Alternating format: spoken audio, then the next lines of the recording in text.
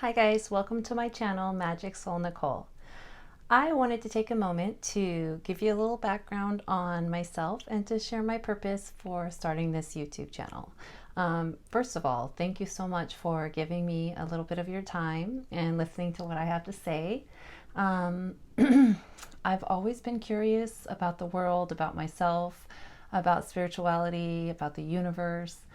Ever since I've been young, these thoughts and questions have just been so important and fascinating to me.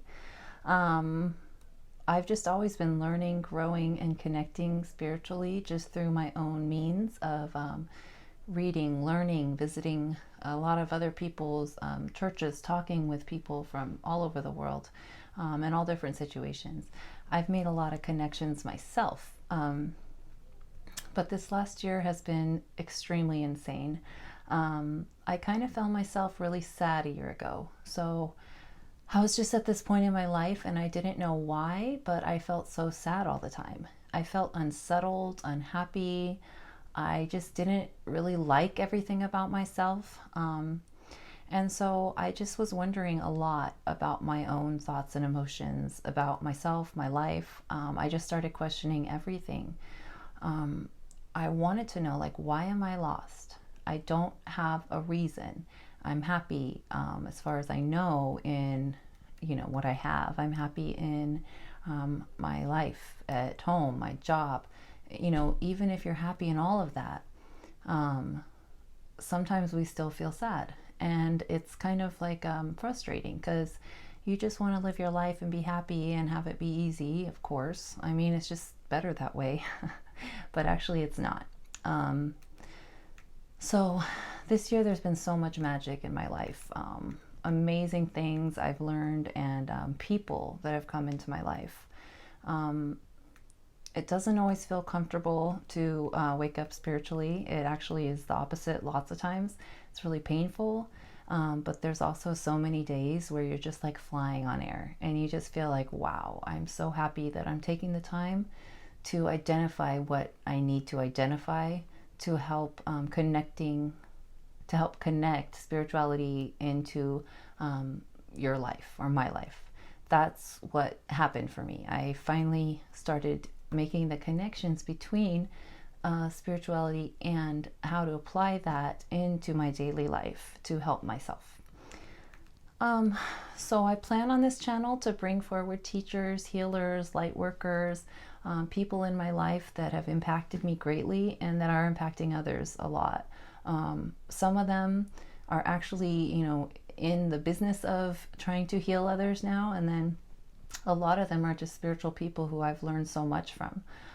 All of us can be teachers and healers. Really, none of us could heal fully others, but we can always trigger or be a guide or an assist in finding something that can help them help themselves. We have a lot of ancestral guilt associated with tapping into our intuition, tapping into energy work. There's a lot of guilt, ancestral guilt associated with astrology, nature, just using these things and these tools are seen as not a good thing to many people. But I just want you to know that in my personal experience, these things have been what have healed my soul and what have brought me very far along on this journey. So basically, that's what someone did for me a year ago. Something they said kind of struck me, and then I started questioning things, and then everything changed. So I'm hoping that that will happen for you. I want to do a lot of episodes on really cool stuff. Like I want to do episodes on universal theories, crystals, chakras, past life healing, astrology, and a lot of interesting things, a lot of rabbit holes I want to explore with you. But I just wanted to start off with the self-love and the healing part because like I said, I really feel like that is what connects you to your spirituality, is finding out about yourself first. So for my introductory episode, I'm just going to start with the 3 things that I feel like have helped me the most this year, that have brought me this far. So as I said, I'm not an expert on any of this. I'm just doing this because I've been being given signs from the universe consistently that I need to reach out to people more and that I need to continue this work. And by this work, I don't mean anything official other than the more I heal, the more it's becoming a rippling effect to everyone around me. The more I heal, the more people I hear telling me, you need to help others. You need to tell them these things. And so I'm just sharing things that have helped me, and you can take it or leave it. I'm sharing things I'm interested and fascinated in. For example, chakras, they really help me with understanding, like, why am I not speaking my voice? Why am I not feeling my strength? These kind of things. Energetic lines in your body, those kind of things. Learning about frequency music, learning about colors frequency, just so many things. They really just start to open up ways to dig deeper into yourself. So, not an expert, but sharing things that I love to share. Take it or leave it. Do what you want with it. I don't care if it's not what you are into or like. That's okay, because you don't have to. So anyway, if you want to listen and you want to hear what I have to say, I'm going to tell you the 3 things that made the most impact on my life this year. People pleasing. The major component that was missing in my life was the self-love factor, as I've said. Basically, not knowing my inner power, not having that self-love, not living in my own sovereignty. It was really doing a lot of damage to me, and it was also a big part of why I spent so much time people pleasing. So many people on the planet are empathic right now. It's because I believe we're here to help elevate humanity's consciousness. I think a lot of us came here because we're light workers, we're star seeds, we're empaths, and we're here to really bind together in this polarized world. I feel like there's so much polarization, but there's also so many of us that are neutral beings that are here to neutralize these polar issues and start to heal ourselves and therefore others. So because many of us are empathic, we spend a lot of time trying to help heal and make everyone else feel good. It satisfies our souls to help others. So it truly does bring us joy to help others. So it's good that we do that and that we want to do that. But the fact is that when we're caring and nurturing others all the time, we have to make sure we're first nurturing and caring for ourselves. So I know that sounds cheesy, but so I worked for 27 years and I've raised a family for 23 years. And so for me, I feel like it brought me so much happiness to help everyone else and to heal everyone else and to make my family and my kids happy. But I realized that my cup was not full. I mean, I was always pouring, giving from an empty cup. And it was just like, how? It was impossible. And the reason it still happened, well, I guess what I'm trying to say is it still happened, except the help I was giving was probably not as effective as it would have been. Well, it for sure wasn't as effective as it would have been if it would have been me healing myself first and then naturally being able to heal people around me, if that makes sense. So once we're able to please ourselves, focus on ourselves, align ourselves, so much easier to help other people. We even help other people when we're not even trying to. This is happening to me all the time, every day, which is why I'm doing the YouTube channel, because just through conversations, because I've become so in touch with my instincts, I'm really able to tune into people and I'm really able to understand their emotions. And I think sometimes it really surprises people and it helps them a lot. And they tell me, wow, you should tell more people this. So here I am. This is my YouTube. Anyway, so let's stop being constant people pleasers and let's help out of a place of peace, not obligation. Exactly what this YouTube is to me. It's not an obligation, but it's a way for me to help others and have fun and just do my best and hopefully help one person out there. Hopefully more, but definitely one person. So first thing to stop is people pleasing. And also, I just wanted you to know that if you can't stop people pleasing immediately, you can start with being aware of it. So basically, if you're not able to fix it, be aware of it. The more you're aware of it, the more you'll notice it, the more you'll stop it, and then the more you'll start turning it around. Okay, our second thing is negative self-talk. So this has been a huge one for me in my life. We spend our life talking bad about ourselves. So basically, we live in our past. We feel like things we've done in our past define us and make us not worthy of things. Our former selves often determine who we think we are today. And that's something that's hard to unlearn. But the more you learn to not let the past take your power from you, the more you learn how much control it's having over your life and your power, the more you're going to start to want to break those patterns. The most important thing for me has been to learn how to look at my former self with love instead of anger, or love without of disgust or regret. Once you can look at yourself as a person that just needed healing, someone that needed love, healing, guidance, and at that point in their life, that's where they were.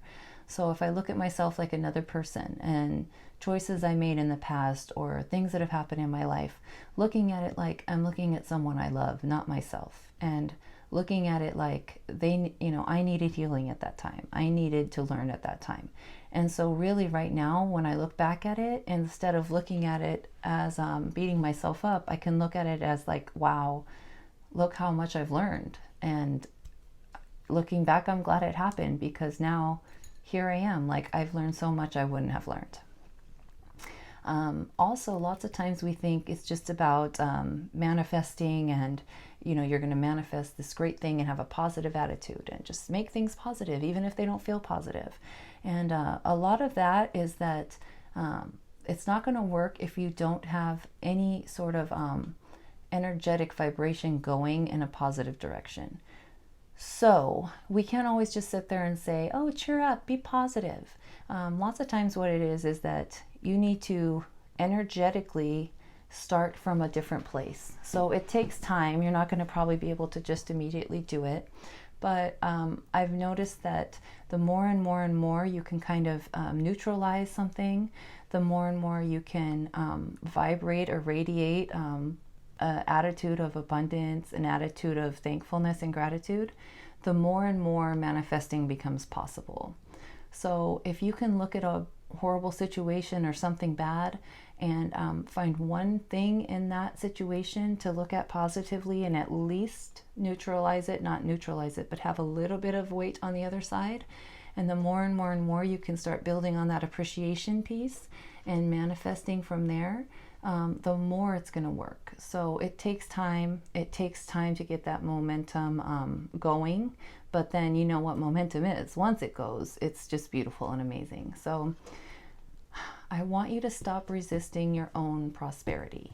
Stop telling yourself you don't deserve things. Stop telling yourself that you're never going to do things. You don't look at other people and, well, at least most of us don't. I really hope you don't. But if you do, hopefully it's something you'll work on. But I don't look at other people, especially like say you're looking at your child or your mother or someone you love closely. You don't look at them with such anger or hatred. You don't tell them that they're dumb, or you don't tell them that they're stupid, or why can't you do anything right, or why are you too skinny, why are you too fat. We don't do that, but we do it to ourselves constantly, and it's okay. It's okay in our society. It's deemed okay. I could talk bad about myself. It's okay. But it's just so weird because we wouldn't do that to each other, or at least, hopefully you wouldn't. So if you wouldn't look at someone else and say horrible, mean things, why would you look at yourself and say it? And we're told it's okay. So one thing I started doing is whenever I talked bad about myself, I pretended I was like a 5-year-old me. And I was like, would you look at 5-year-old Nicole and tell her these things? And no, I would never do that to her.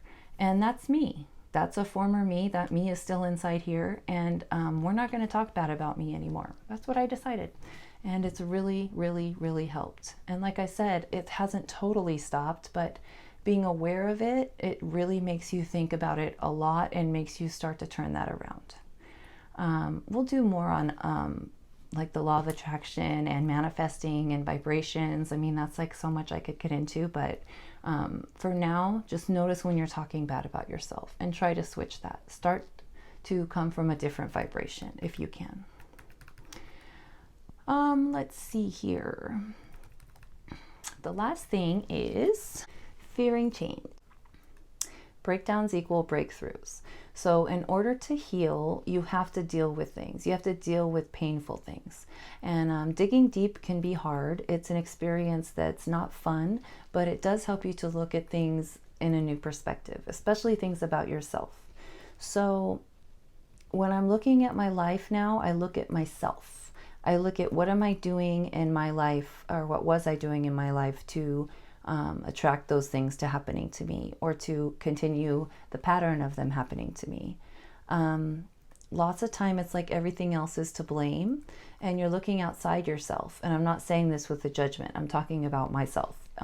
We all do this, but I'm much better now about doing it. But yeah, so basically things that have been hidden in your perspective kind of come to light, and you start to really understand accountability. A lot of things in my life, I never knew why I was just trapped in these feelings. But once I started to break myself down, many things started to naturally fall into place and work themselves out. So when you're looking outside yourself all the time and looking for everything else to blame, you really have to start asking yourself what you're doing, what patterns you're in, what you're saying, how you're acting, and what you're doing to condone those things that you have in your life that you don't want in your life. Another big problem is when you're trying to find happiness and you don't know what that looks like, it can be hard to manifest. So like I said earlier, sometimes if you're lost and confused, it's like, how am I supposed to envision what I want if I don't know why I'm sad, or if I don't know what that would look like? That was a huge one for me. And so something that helped me a lot was if I didn't know what I wanted my future to look like, or my life, my daily life to look like, how did I want to feel? And that was a big thing for me. I started thinking about how I wanted to feel. I started envisioning myself serene and peaceful and happy and in a good flow and just feeling wonderful. And the more and more and more I focused on the feeling, not necessarily where I was, who I was with, what was going on, the more I focused on that feeling, the more it started happening. And the things around me started laying out to the path that aligned with that. So when you start asking yourself, why is this pain here? And really asking yourself, not just like faking it, because you're only lying to yourself. We all do it, but you're only lying to yourself. So what am I doing to support these things? Why is the pain here? Why am I feeling this? What can I do to walk through this and heal from it and learn from it? When you look at it and embrace it, not only look at it, but embrace it. That means look at it with love, because when you look at it with love, you learn from it. When you start to do all of that, when you start to realize that your former self is someone that's worthy of love and forgiveness, then a lot of things will start to change. So those were my 3 things to quit. So people pleasing, negative self-talk, and fearing change. Oh, in conclusion, my spiritual awakening is far, far, far from over. I'm still struggling with so many things daily. So many of the feelings I just discussed with you, they're still there. They still surface all the time. But it's so nice, because the more like I break down my own ego, the more that I learn about myself, the more that I embrace all my lessons and difficulties and challenges and turn them around, the more I embrace the moment every day. I walk into the grocery store, I breathe in the flowers, I thank the flowers for the moment. It means something, because I used to walk in the grocery store and think, oh, I'm going to get here, I have to go here next, I got to get this, okay, now I'm going to go there, or thinking about some random thing I heard or listened to. But now lots of times when I walk specifically into a grocery store and I smell the food baking and I smell flowers, I get feelings. I get like I feel like it's so beautiful. And just to be able to daily have all those kind of experiences has just really made life so great. So I'm still learning from others. I'm still struggling, but let me tell you what, I am no longer the me that I was told to be from the time I was born. It's just by everybody, by the whole world as a whole, we're just, from the minute we're born, we're shaped and we're molded. And this is the first time I've just broke it down. I'm kind of really learning who my soul is, and who the most amazing journey you will ever embark on is the journey within yourself. I promise you, you're strong enough. I promise you to just forget the buts, the hows, and just keep focusing on how you want to feel. Keep focusing on being strong enough to face it, and I promise things are going to change. So I hope you'll keep following. I hope you'll keep watching me, and I hope we'll just continue to grow together, and I can't wait to learn from you as well. So thank you so much, and sending you so much love and light always. Bye.